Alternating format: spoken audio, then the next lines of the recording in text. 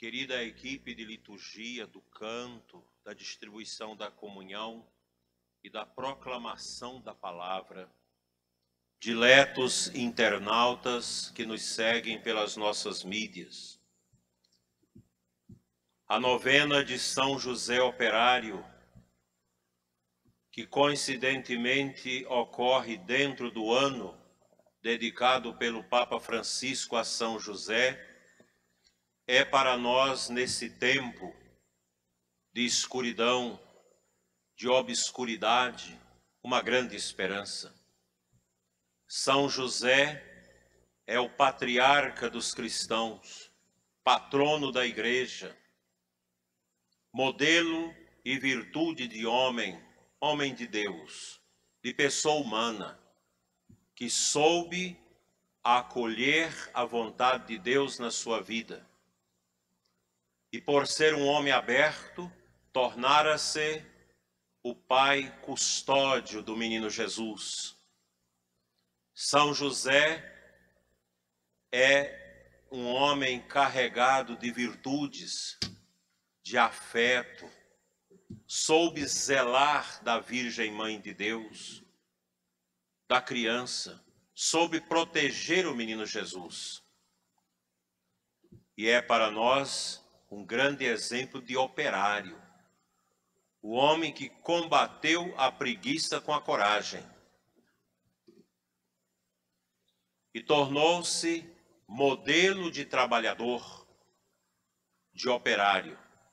Quando nós escolhemos São José Operário para patrono desta comunidade, que depois se tornou paróquia, foi em razão do grande número de pessoas operárias que residiam na época aqui, que ainda residem.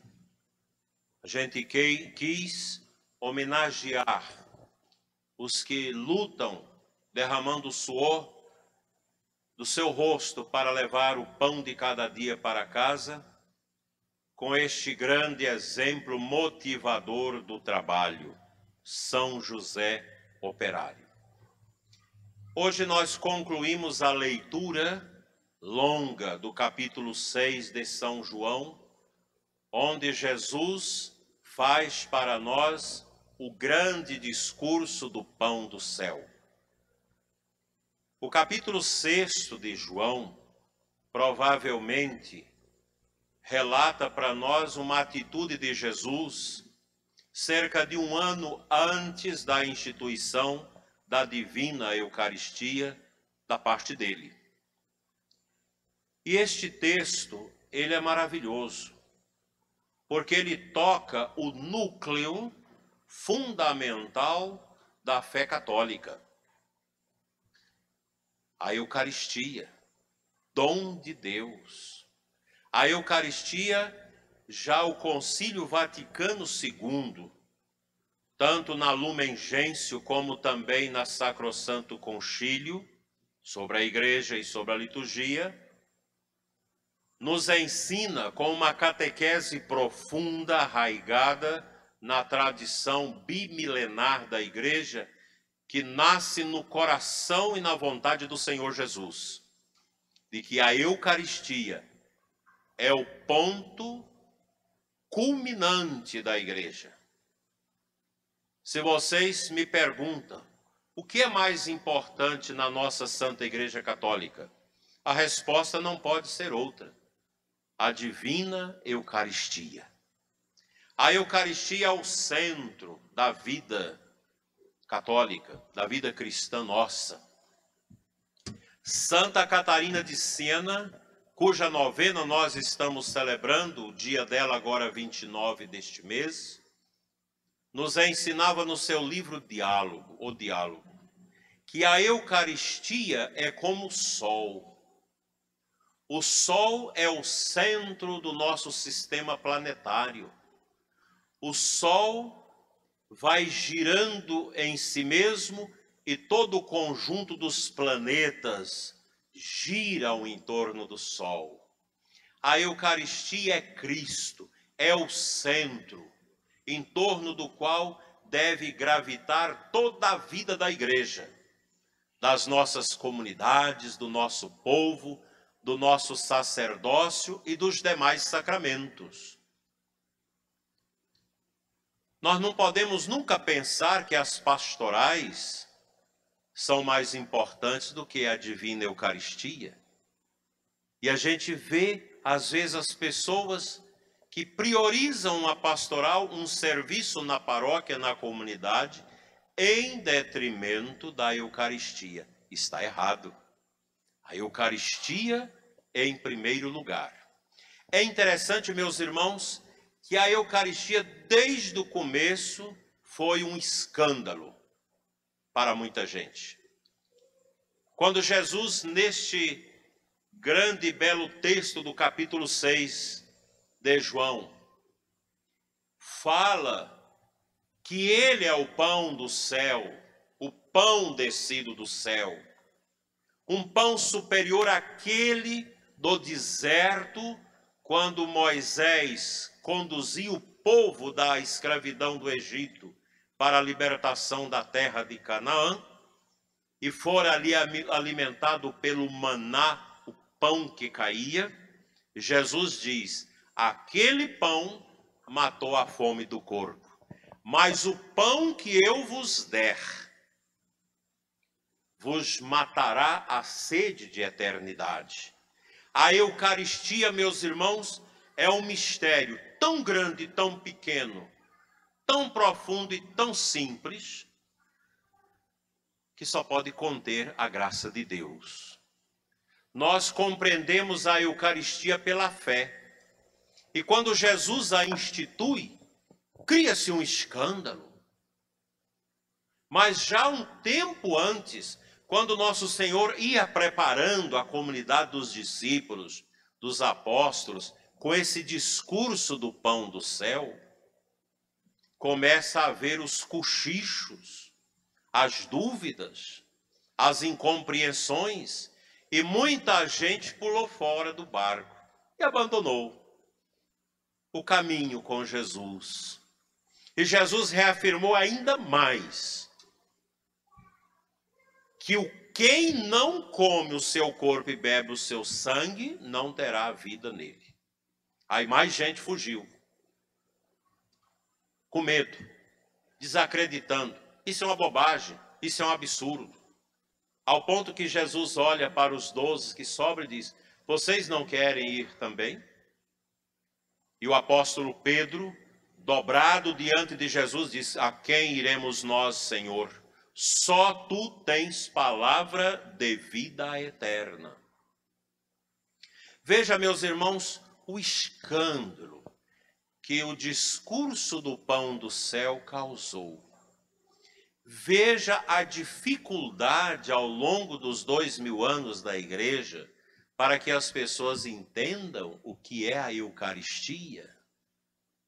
Eu digo para vocês que eu não tenho dúvidas da presença de Jesus na Eucaristia, porque eu já tive milagres, bênçãos infinitas diante do mistério da Eucaristia. No altar, quando o sacerdote impõe as suas mãos consagradas e ungidas sobre as oblatas do pão e do vinho, e invoca a oração que nós chamamos de epíclese, uma oração do Espírito Santo, que nós vamos fazer daqui a pouco, sobre o pão tão pobre, farinha de trigo com água, e sobre um vinho tão pobre, um vinho puro de uva, tão pobre. E profere as palavras da instituição da divina Eucaristia que Jesus pronunciou na quinta-feira santa. Ali nós temos o corpo, o sangue, a alma e a divindade de Jesus subjacente, escondidos no mistério do ser do pão e do ser do vinho. A Eucaristia é Cristo no meio de nós, presente no altar para nos alimentar na ceia celeste que toca com seu poder o mundo terrestre. E depois nós temos Cristo presente no tabernáculo, no sacrário, presente na hóstia que nós guardamos com tanto amor no sacrário, para que as almas possam visitar Jesus, adorá-lo e receber as graças proeminentes, poderosas do seu mistério. Esse mistério, meus irmãos, nós não vamos dar conta de compreendê-lo durante a nossa caminhada terrestre, porque nós somos pobres. Nós estamos encarnados num corpo material histórico, num tempo, numa realidade física criada por Deus. É preciso alcançar a eternidade para que nós possamos, com Deus, compreender este mistério. Por isso que o Apocalipse de São João, quando fala do céu, ele fala também da ceia, da Jerusalém celeste. Porque nós temos este alimento, que a presença de Jesus é o modo como Cristo quis ficar sacramentalmente conosco, para nos alimentar nesta caminhada para o céu. Isso é grandioso. Gente, isso não tem preço. E a prova que a Eucaristia é a presença real de nosso Senhor está nos grandes milagres eucarísticos que a Igreja guarda com tanto amor na sua história. Qual é a grande tentação? Não acredito. Não é possível. E Judas, em razão do seu pecado, não creu no poder da Eucaristia, mas ele comungou sacrilegamente das mãos de nosso Senhor. E naquele momento diz a palavra do Evangelho, que não foi o corpo e o sangue de Cristo que entrou na vida de Judas, mas o demônio. E por isso ele teve a terrível coragem de entregar nosso Senhor. Quem mais crê na Eucaristia senão o nosso povo humilde, nosso povo simples? Quantos na igreja hoje já não crê mais na presença real de Jesus? Ah, eu não acredito nesta doutrina da transubstanciação, em que o ser do pão e o ser do vinho cede lugar ao ser do corpo, ao ser do sangue de Cristo. Eu acho isso complicado, diz muitos teólogos, dessas teologiazinhas vesgas que nós temos nesse tempo de modernidade.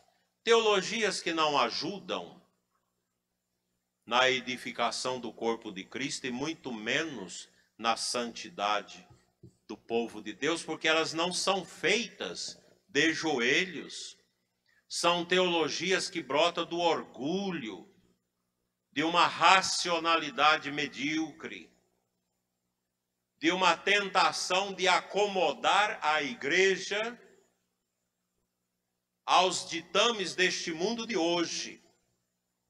Ah, nós precisamos adaptar a catequese da igreja, nós precisamos adaptar esta compreensão da Eucaristia aos nossos tempos, porque o homem moderno não dá conta de compreender essa teologia da transubstanciação. Lê do engano, porque esses pobres teólogos já perderam o rumo da ortodoxia, da fé, da compreensão daquilo que a Sagrada Escritura nos ensina, que a tradição nos alimenta e que o magistério ordinário da igreja nos orienta. Não, meus irmãos, Nunca vai ser mudada esta doutrina, porque ela nasce do coração de nosso Senhor Jesus Cristo.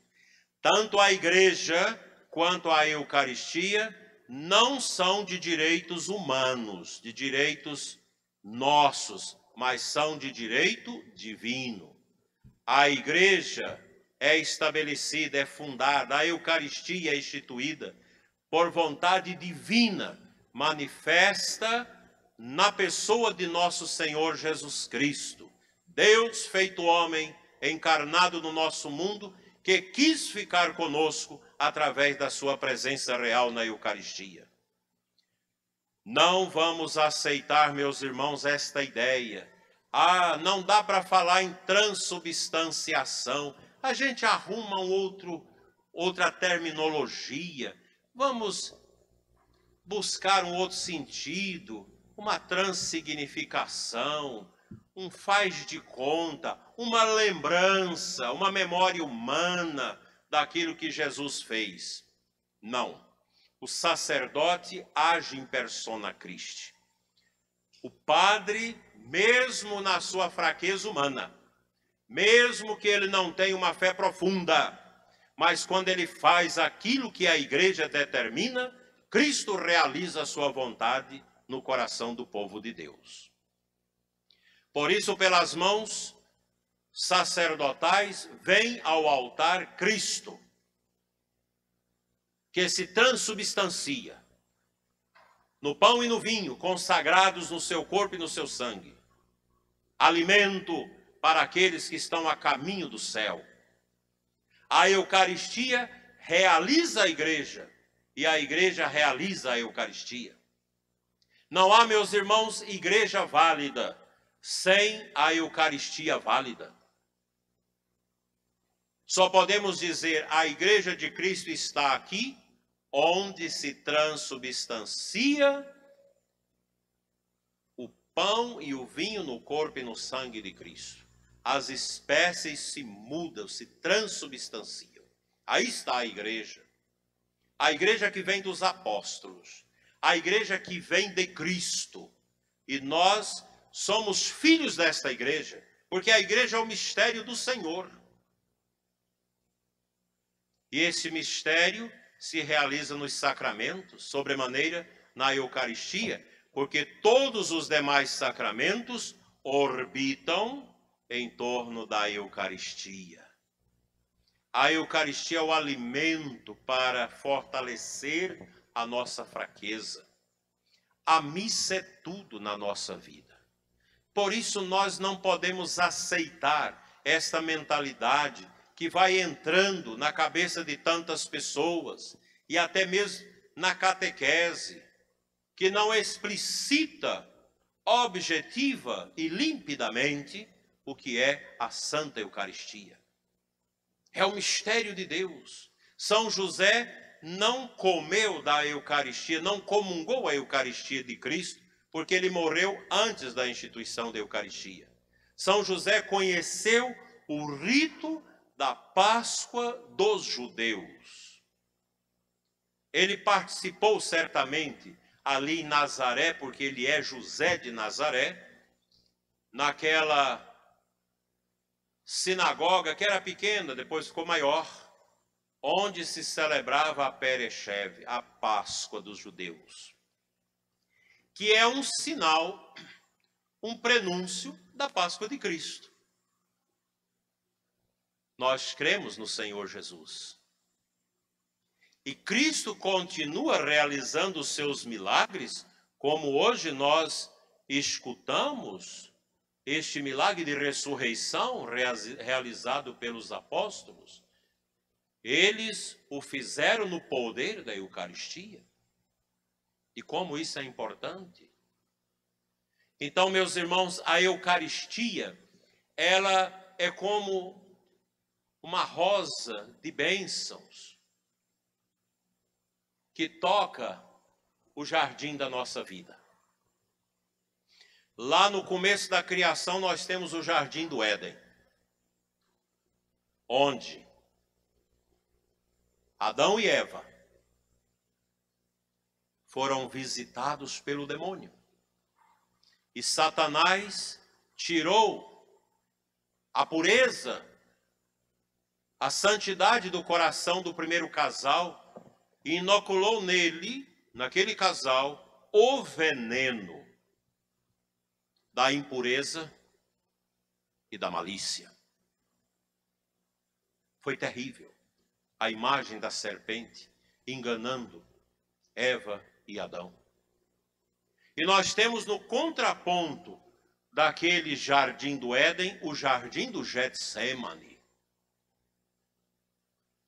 onde nosso Senhor, quando sai na noite da quinta-feira, antes de instituir a Santíssima Eucaristia,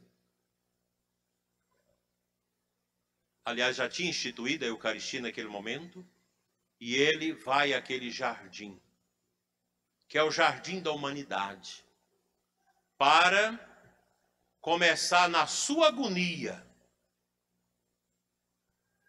a libertação do gênero humano. Ali o demônio chega, o demônio tenta, e Cristo vence. E dali, Jesus é levado ao jardim da caveira, o Gólgota, o Calvário, onde ele se entrega, derramando o seu sangue e doando o seu corpo e todo o seu ser pela salvação da humanidade. Ali ocorre o sacrifício,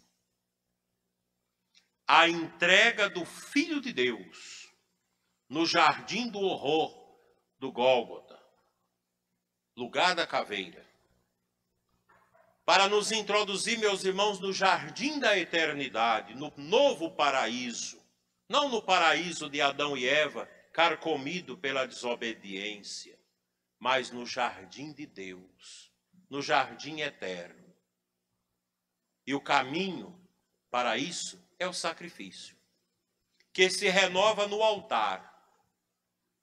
No Calvário, o sacrifício foi cruento, derramou sangue, o sofrimento de Jesus, e este santo sacrifício cruento se renova numa memória atualizada no altar, o sacrifício incruento, onde Jesus é o pão da vida. E quando ele diz, eu sou o pão da vida, ele não está se referindo apenas a esta vida, zoé, do grego, a esta vida humana passageira, mas a vida que não passa, que é a vida em Deus. A Eucaristia é o pão da vida, é o alimento dos que caminham para a eternidade, para o jardim definitivo de Deus, o paraíso celeste. Portanto, meus irmãos, se nós perguntarmos hoje a São José, o que ele quer da nossa igreja? Que nós sejamos fiéis a Jesus, fiéis àquilo que a igreja nos ensina. A igreja é maior do que os homens e as mulheres que a compõem.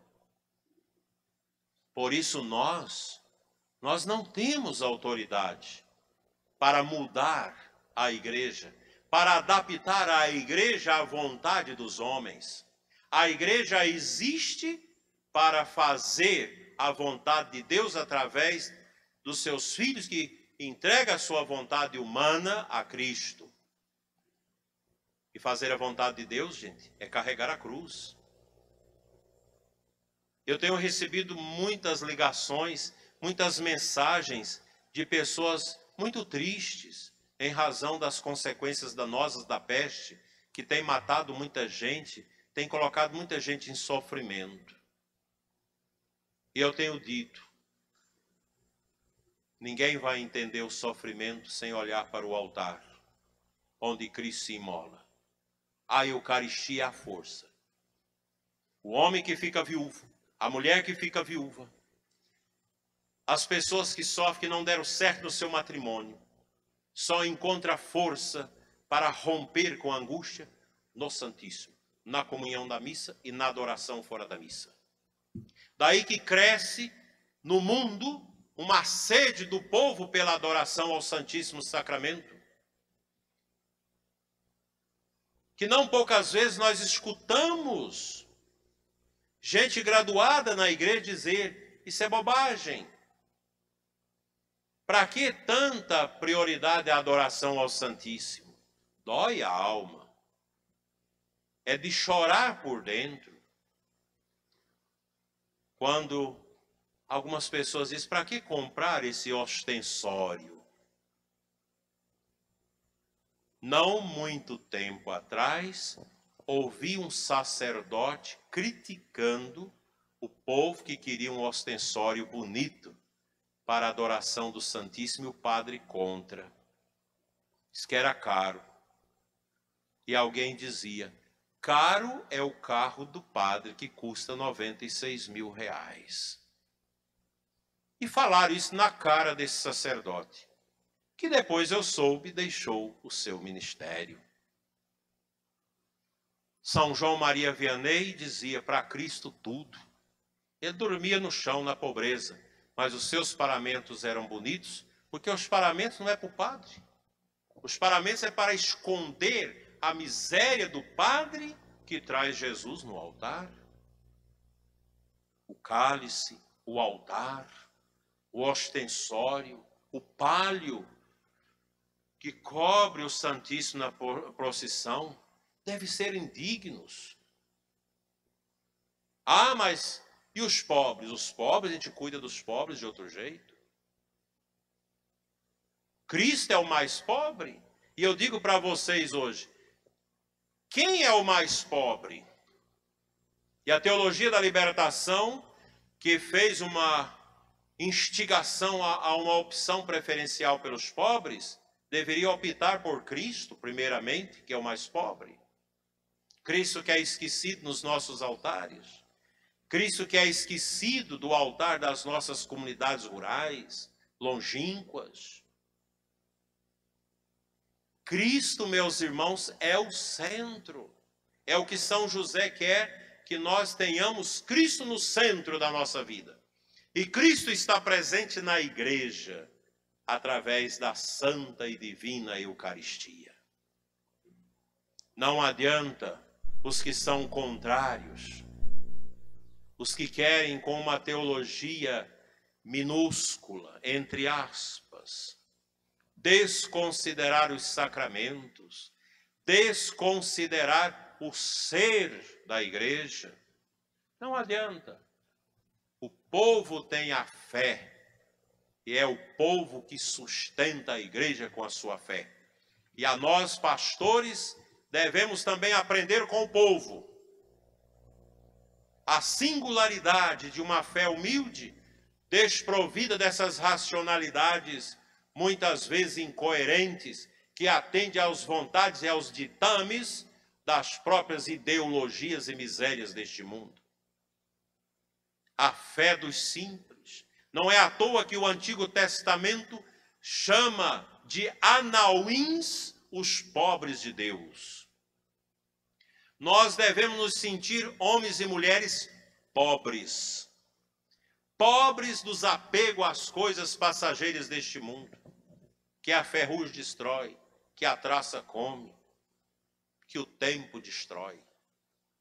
A riqueza nossa, meus irmãos, é ter Jesus no coração. E esse mundo que despreza Deus não sabe tirar proveito da provação que nós estamos vivendo, retroagindo do caminho humano, do caminho de escape das mãos de Deus, para voltar à verdade, à luz. A peste, ela precisa ser combatida espiritualmente. Tem muita gente aí morrendo de depressão, de medo, de angústia, porque falta Eucaristia.